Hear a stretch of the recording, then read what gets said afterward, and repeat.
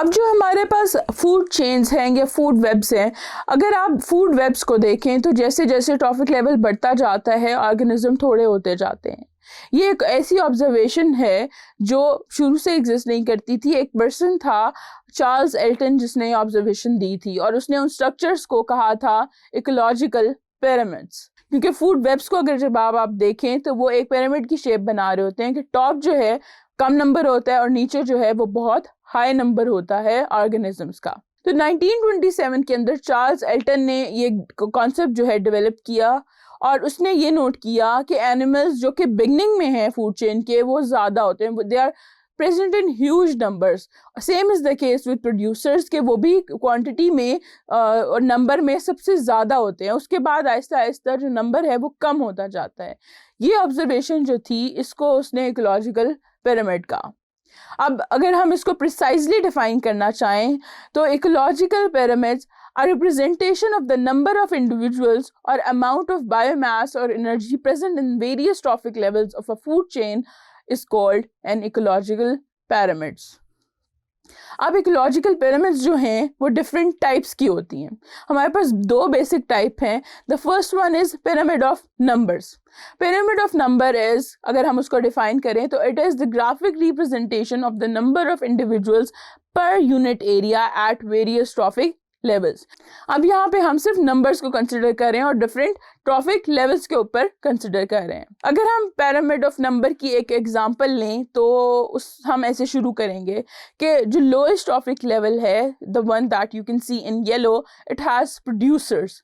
अब प्लांट्स हैं हमारे पास, they are very high in number. अब प्लांट्स पे हमारे पास क्या रिलाई कर रहे होते हैं, लेट्स सपोज हम यहाँ स्नेल्स की एग्जांपल ले लेते हैं। तो स्नेल्स जो हैं they will be a lot less in number क्योंकि वो बहुत ज़्यादा प्लांट्स को कंज्यूम कर रहे होंगे।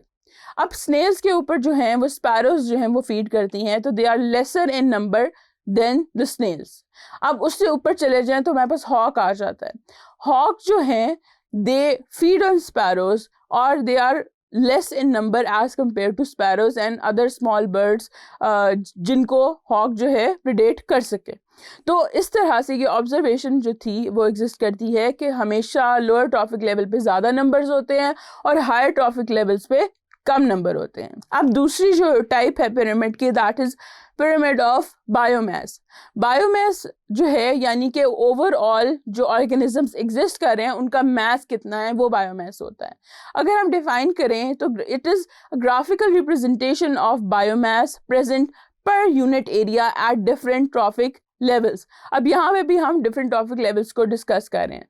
सबसे पहले हमारे पास प्रोड्यूसर्स आते हैं तो उनका बायोमास बहुत ज़्यादा होता है। आप देख लें तो प्लांट्स, ग्रासेस और इस तरह की जितनी रिलेटेड चीज़ें हैं वो हाई ह्यूज क्वांटिटीज़ में यानी ह्यूज बायोमास उनका एग्जिस्ट करता है। फिर प्राइमरी कंज्यूमर्स आ जाते हैं, उसमें हमारे पास जो हैं ग्रास हॉपर्स आ जाते हैं, बर्ड्स आ जाते हैं, बहुत सारे हिरन वगैरह और इवन जो रैबिट वगैरह हैं, ये सारे हमारे प्राइमरी कंज्यूमर्स के अंदर हैं। इनका biomass is a lot lesser than the plants.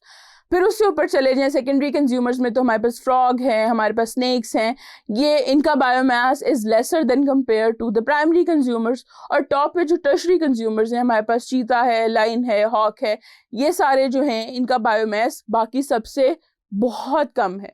तो इसी तरह बायोमास और नंबर दोनों जो हैं वो top of the food web या top of the food chain बहुत थोड़े होते हैं।